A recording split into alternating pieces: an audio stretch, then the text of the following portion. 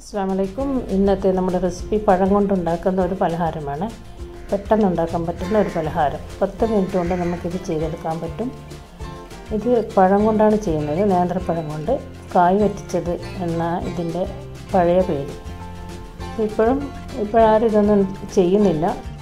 എന്നാലും 4 മണിക്ക് നമുക്കൊരു പലഹാരം ഉണ്ടാക്കണമെന്ന് തോന്നിയാൽ പെട്ടെന്ന് ചായ തിളക്കുന്ന സമയം കൊണ്ട് നമുക്കിത് ഉണ്ടാക്കിയെടുക്കാം. ഇതിപ്പോൾ ഞാൻ 2 പഴം വട്ടത്തിൽ മുറിച്ചിട്ട് ഒരു പാത്രത്തിലേക്കിട്ട് വേവാൻ വെച്ചിട്ടുണ്ട്. അതിൻ്റെ കൂടെ ഒരു കഷ്ണം പൈനാപ്പിളും കൂടി ചേർത്തിട്ടുണ്ട്. പൈനാപ്പിൾ ചേർക്കണമെന്നില്ല, അത് ഓപ്ഷണലാണ്. പഴമാണ് ഇതിൻ്റെ മെയിൻ ഇൻഗ്രീഡിയൻറ്റ്. അപ്പോൾ അതിലേക്ക് 1/2 കപ്പ് വെള്ളം ഒഴിക്കണം. ഇതിലേക്ക് ഒരു നുള്ളു ഉപ്പ് കൂടെ ചേർക്കുന്നുണ്ട്. ഇത് ചെറുതായിട്ടൊന്ന് ഇളക്കിയിട്ട് നമുക്ക് അടച്ച് വെച്ചിട്ട് ഇതൊന്ന് വേവിച്ചെടുക്കണം. അങ്ങനെ ഒരുപാട് വേവാനൊന്നുമില്ല. 1 മിനിറ്റോ 2 മിനിറ്റോ ഒന്ന് തിളച്ചാൽ മതി. പെട്ടെന്ന് വെന്ത് കിട്ടും.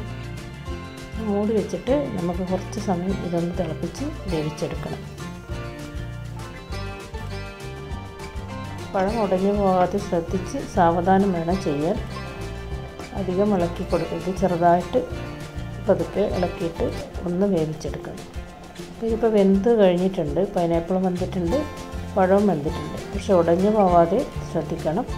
ഇതിലേക്ക് ഞാൻ കുറച്ച് ശർക്കര ഉരുക്കിയത് ഒഴിക്കുന്നുണ്ട്. ഉരുക്കിയിട്ട് ഇത് അരിച്ചിട്ട് എടുത്തതാണ്. ശർക്കര അല്ലെങ്കിൽ വെള്ളം, നിങ്ങൾക്ക് മധുരത്തിന് ആവശ്യമായ എത്രയോ അത്രയും ചേർക്കാം. അപ്പോൾ നന്നായിട്ട് ഒന്ന് ഇളക്കി കഴിഞ്ഞ ശേഷം ഇത് നമുക്ക് കുറച്ച് തേങ്ങ ചേർക്കണം.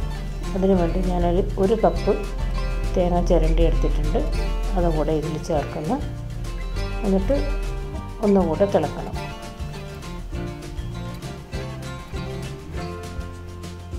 ഒന്നുകൂടെ തിളച്ചതിന് ശേഷം നമുക്കിതിൽ അരിപ്പൊടി കലക്കിയത് ഒഴിക്കണം. ഒരു കൊഴുപ്പിന് വേണ്ടിയിട്ടാണ്, അത് കൊഴുത്ത് വരാൻ വേണ്ടിയിട്ടാണ്.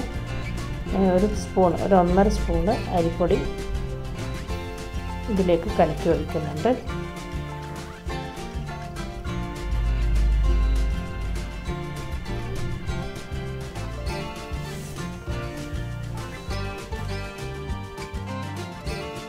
പൊടി കലക്കി ഒഴിച്ചതിന് ശേഷം നമുക്കിതൊന്ന് ചെറുതായിട്ട് ഇളക്കി കൊടുക്കണം. മീഡിയം ഫ്ലെയിമിൽ വേണം വെക്കാൻ.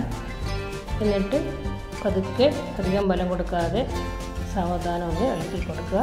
1-2 മിനിറ്റ് തിളച്ച് കഴിയുമ്പോൾ ഇത് ഒന്ന് കുറുകി വരും. ഇത് കുറുകി വരുന്നുണ്ട്. ഇനി നമുക്കിതിലേക്ക് കുറച്ച് ഏലക്കായ്പ്പൊടി ചേർക്കണം. ഏലക്കായ്പ്പൊടി ചേർത്തതിന് ശേഷം ഒന്നുകൂടി ഇളക്കിയിട്ട് നമുക്ക് തീ ഓഫ് ചെയ്യാം. പാകമായിട്ടുണ്ട്. ഇനി നമുക്കിത് സെർവ് ചെയ്യാം. പെട്ടെന്ന് ഉണ്ടാക്കാൻ പറ്റുന്ന ഒരു പലഹാരമാണ്. നമ്മുടെ വീട്ടിലുള്ള ചേരുവകൾ മാത്രം മതി. പഴം എല്ലാവരുടെ വീട്ടിലും ഉണ്ടാവും. പിന്നെ ശർക്കരയും തേങ്ങയും പിന്നെ അരിപ്പൊടിയും. പൈനാപ്പിൾ ഓപ്ഷണലാണ്. പൈനാപ്പിൾ ഉണ്ടെങ്കിൽ മാത്രം ചേർത്തിയാൽ മതി. പഴം മാത്രം മതിയാവും. അപ്പോൾ എല്ലാവരും വൈകുന്നേരങ്ങളിൽ ചായക്ക് ഇതുണ്ടാക്കി നോക്കുക.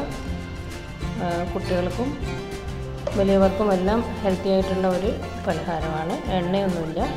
തേങ്ങയും ശർക്കരയും പഴവും മാത്രമേ ഇതിലുള്ളൂ. നല്ല ഹെൽത്തി ആയിട്ടുള്ളതാണ്. ഇതിന് മുകളിലായിട്ട് ഞാൻ കുറച്ച് പശുവിൻ നെയ്യ് ചേർക്കുന്നുണ്ട്. നെയ്യ് ആവശ്യമുള്ളവർ മാത്രം ചേർത്തിയാൽ മതി. പിന്നെ മുകളിലായിട്ട് കുറച്ച് അണ്ടിപ്പരിപ്പും കിസ്മിസും കൂടി വിതറിക്കഴിഞ്ഞാൽ നമ്മുടെ കായ് വറ്റിച്ചത് റെഡിയായി.